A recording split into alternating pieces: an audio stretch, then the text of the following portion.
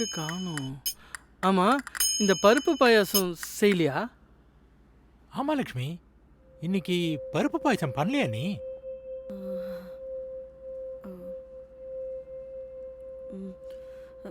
இல்லை அங்கிள், இன்னைக்கு இந்த வேலைக்கார செஞ்சிருக்க ஸ்பெஷல் கேசரி இருக்கு, சாப்பிட்டு பாருங்க, நல்லாயிருக்கும்.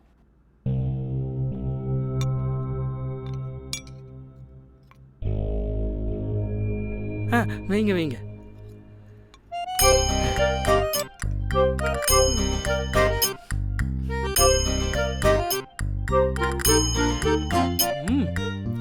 அட, இது கூட நல்லா இருக்கே. சூப்பர் தம்பி. தேங்க்ஸ்.